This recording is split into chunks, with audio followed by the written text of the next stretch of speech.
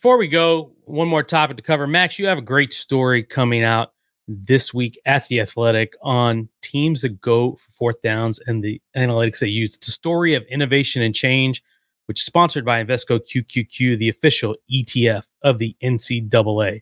Max, I did a story on this topic a little bit last year, specifically in regards to Texas Tech.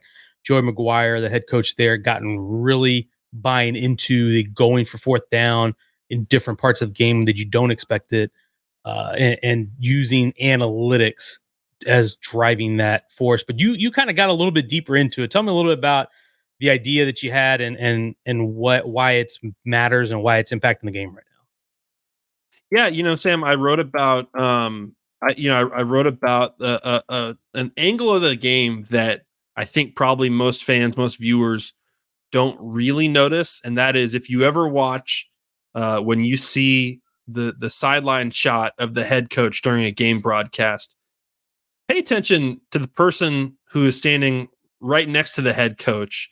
It is usually one of the most trusted people on the football staff, and they are usually holding a binder, and a thick binder, not just any binder. I wrote the story is about the book guys, as they're called, and they are the people on the coaching staff who are responsible on game days for holding this binder that is put together by Championship Analytics, CAI. They're the ones who have really kind of cornered the market here on doing the research and providing to schools all the data they need to try to make the best decisions they can when they're facing a fourth down, and it's either a question of punting or of kicking a field goal or going for it. These guys, they've been around for a decade. They started in 2013 with their first client, Troy, and they've got a decade of data on these are the optimal situations in which you should go for a conversion, and that's on any spot of the field, in any scenario in the game, if you're up or down or tied. And it was fascinating talking to the people. I talked to Grant Murray from Kansas and Jeff Jordan from TCU about what it's like to make those calls live in real time during a game, and how do you kind of not only convince your head coach of what to do on a drive, when they're the ones that have to answer for it in the press conference after the game, right? But also just how does it work? And as I know you've written in your story as well, Sam, it's all about the magic number. The book, the binder that is 60 plus pages long. They have to flip through the right page constantly the right spot, which I think would be tough to do if I were the one holding the book. You were constantly looking for the magic number, and so basically, when you're driving and you have a first down, you consult the book, and it tells you, hey, at this number, fourth and 3 or fourth and 4, at that number, the book says we should go for it, and the book is tailored every week to the team. It's tailored to what the projected score is going to be, and using the Vegas lines basically, and the Vegas totals, and weather, kicker factors, all that stuff. The books are tailored every week to how they think the game's going to go, and so the magic number at the start of on a first down, based on your position on the field, let's say the magic number is 4. The book is telling us, hey, if we get to 4th and 4 on the spot we'll be at on the field, it suggested we go for it. Now every team has to make their own decision on, is that the right spot? Do we trust that we can convert in that situation? Because ultimately, the book is not telling you what play to call, right? You're still depending that's on right. the player actually converting the play. It's not telling you if there's a 350-pound defensive tackle in there on 4th and 2 that's going to be able to. The book doesn't have anything about this guy we can't block who's going to blow the play up, right?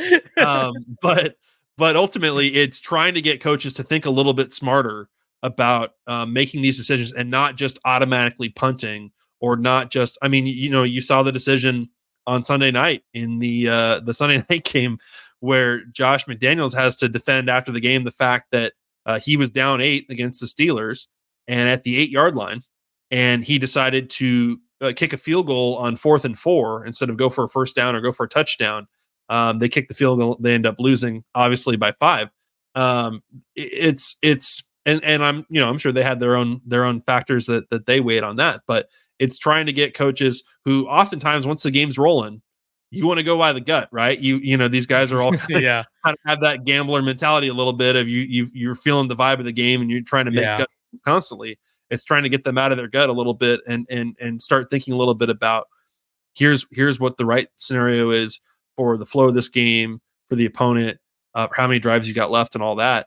Of, hey, maybe you should think about being a little bit more aggressive here. And certainly their clients have been way more aggressive. Yeah, because one thing that I felt like has plagued the sport a little bit is guys being a little too scared to go for it because they fear not getting it, not making it, and the consequences of what that is. I'll never forget one of the things that got me interested in this topic was Dave Aranda's first year at Baylor. There was a Yeah. time when they had fourth and I think it was like 10 on the 30-yard line on Texas's 30-yard line, and they punted. And I'm like, why are we punting from the plus 30? And then the next year, he hired Jeff Grimes, and they brought in Championship Analytics, and then they became one of the most aggressive teams on fourth down. And the interesting thing was, for all the fourth downs they made, they, I think, gained 86 points, and for the ones that they failed, they lost 21 points. So even though teams got points on the fourth downs they failed on their own side of the field, they still were net positive on it. Yeah. And Joey McGuire and Texas Tech Great way to used put it it. heavily. It became a real signature in their win over Texas last year because they went, I believe it was 6-for-8 against Texas in 2022 to upset that game. And the thing that fascinates me most about this, Max, is you mentioned that they take the Vegas line into account because these books that make these decisions or that advise you what the best decisions are, they're based on opponent, home, road. I don't know if weather is taken into account, but the fascinating part is if you're the favorite or the underdog is taken into account, and it changes how that book is drawn up for that game. Can you tell me a little bit more about that? Yeah, every week there's the setting sheet that the school exchanges with CAI, and that's where they kind of figure out, hey, how do we kind of fine tune for this week?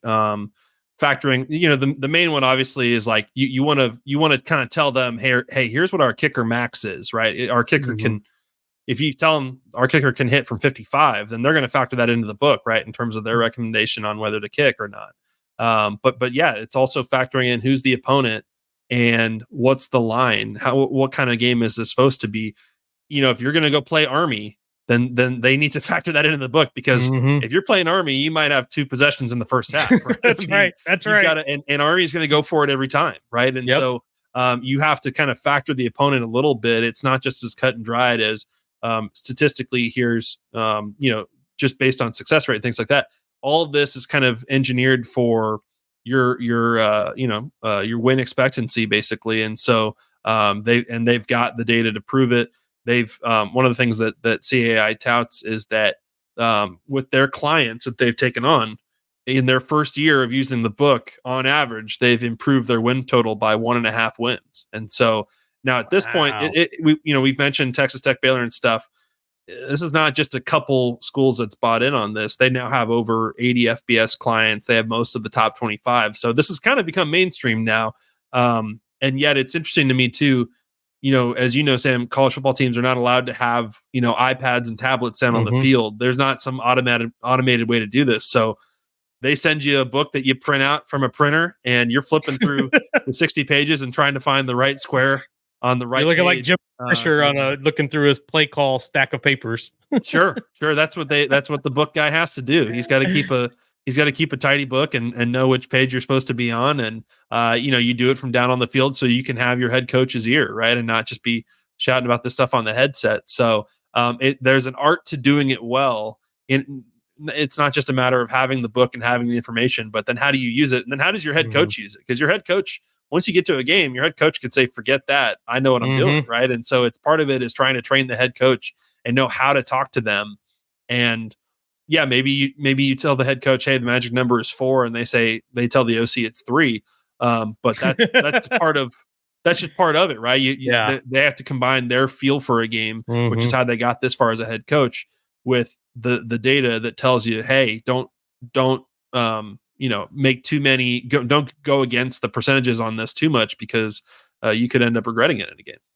Yeah, it's fascinating, and not every team that has it is going to use it the same way. Yeah, or use it to the full extent if they have it. I think that much is clear. But Max, great story on that. It was fantastic to read about all the different aspects and the nuances of the guys who have to hold the book and what how that entails into fourth down decisions going into games.